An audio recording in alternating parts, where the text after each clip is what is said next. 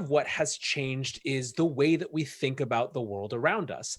One of those domains that has changed the most is some pretty fundamental expectations about economics. For example, an idea which has been on the campaign trailer was throughout the year last year, but was widely dismissed in universal basic income, is getting a ton of attention. After this quick break, we'll hear from one of the architects behind that idea. Are you ready?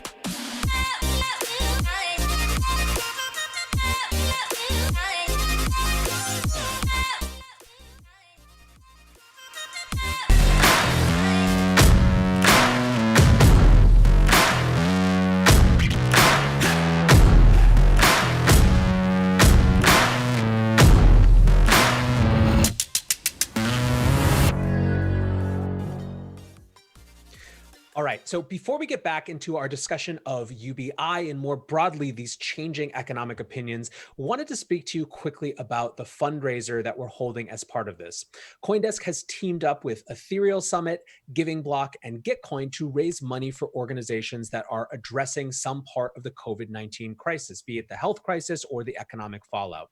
The effort is really, really cool. It's very interesting. It's a different way of giving. It's organized around quadratic giving, which in short means that even small amounts of giving, even small donations have an outsized impact and can actually make a difference on the basis of how gifts are matched. So check out that campaign and see if there's an organization that speaks to you. I think it's really important right now that we take the time to find out who's out there trying to make a difference and support them where we can. Speaking of making a difference, we are now here to talk about shifting economic Overton windows from UBI to bailouts and beyond. So we're joined in this with two great guests. Jonathan Herzog was Andrew Yang's Iowa campaign coordinator and is now himself a candidate for Congress in New York's 10th district. Tom Shaughnessy is co-founder of the digital asset research firm Delphi Digital and host of the Chain Reaction podcast. Jonathan, Tom, thank you so much for hanging out today. Thank you so much for having us. So Jonathan, let's start with you. Let's go back 3 months ago, 4 months ago, 6 months ago.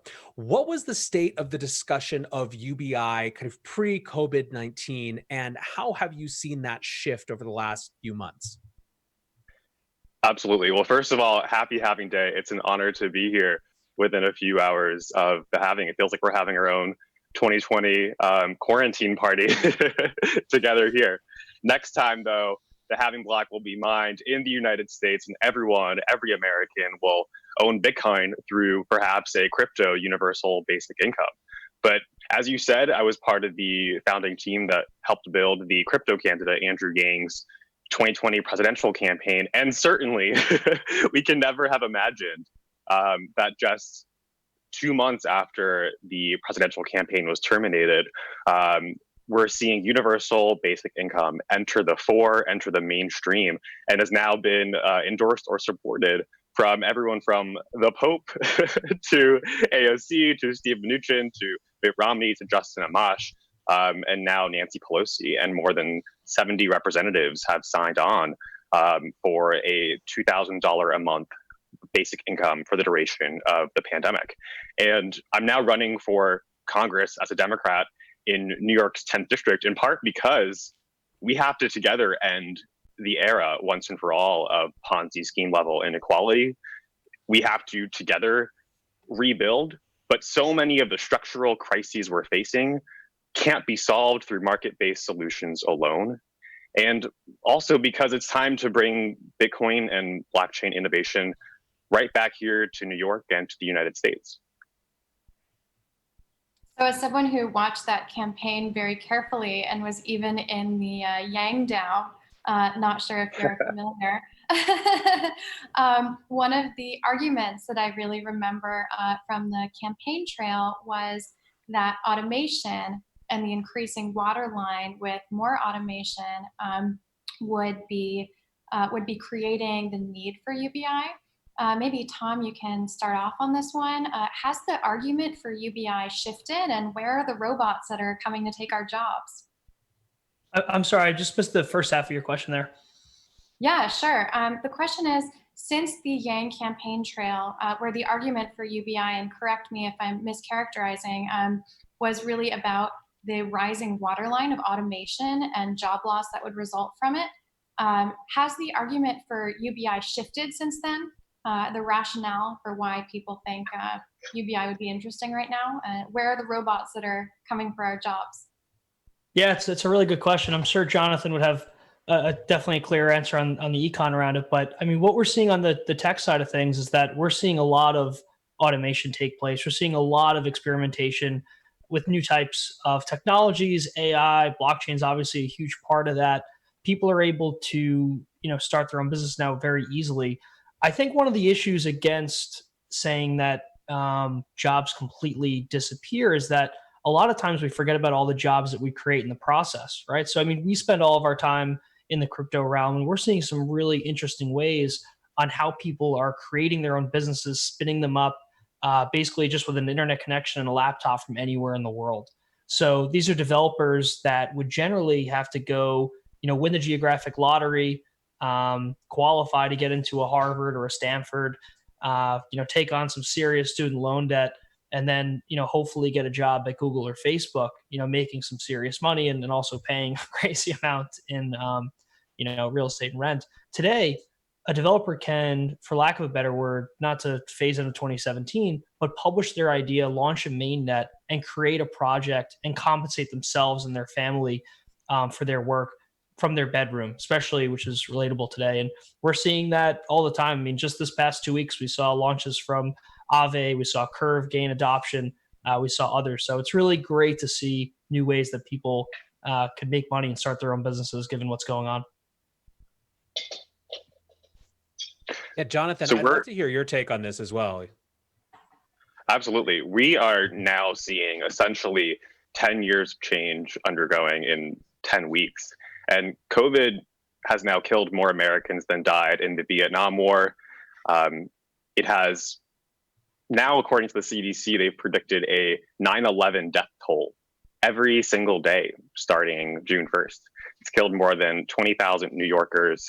More than 30 million are unemployed. The Fed says we've entered or are entering a new Great Depression. And so certainly there will be new jobs created for the engineers and the developers. But these will be jobs for different people in different cities, in different sectors. And so the urgent need for a universal basic income and direct cash transfers is even greater now because tens of millions of people are unemployed and have lost basic access to cash and capital to meet their basic needs. So speaking of the frustration that people are feeling, I want to zoom up this conversation a little bit to talk about, it's not just UBI, right? That is part of this shifting economic Overton window. It's the idea of how the government gets involved with markets in general, right? So this is for both of you guys again, but maybe we'll start with Tom.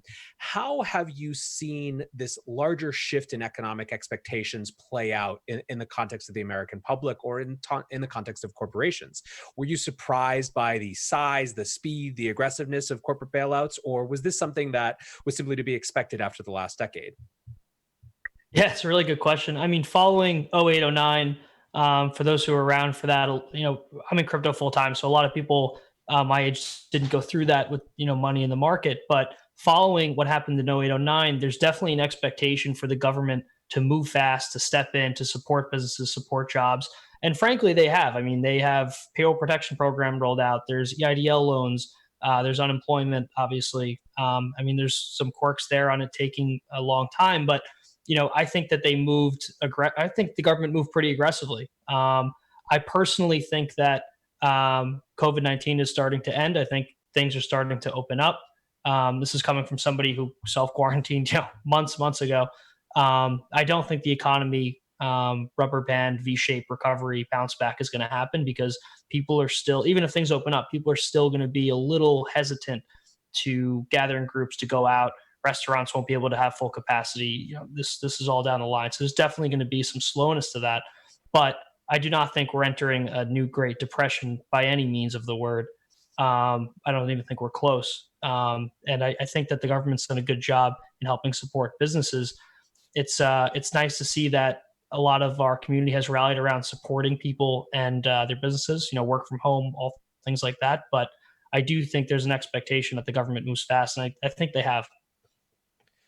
Jonathan, maybe to just help recontextualize this a little bit, do you think that this sort of the bailouts for corporations has created an expectation of UBI style policies or personal bailouts for citizens? Is that part of this kind of shifting interest in UBI at the highest levels?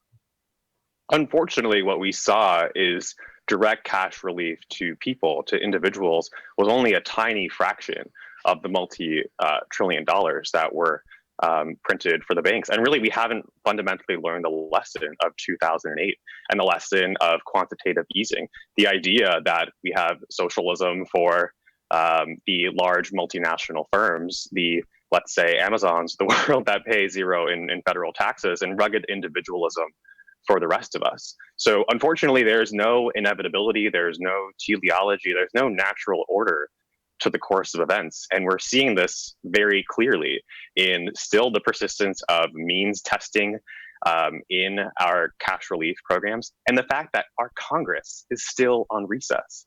We're talking about the United States and New York in particular, the worst offenders, and the leading in infection rates and in fatalities. And the former CDC director found that if New York City had just shut down 10 days sooner, 50 to 80% of all COVID-related deaths could have been avoided. So this is the level of institutional collapse and, frankly, incompetence that we are dealing with. And this is really why it's incumbent upon the tribe of reason and the crypto community to have a seat at the table in this moment. Power is never given, it's always taken. And it's on a tribe of decentralized,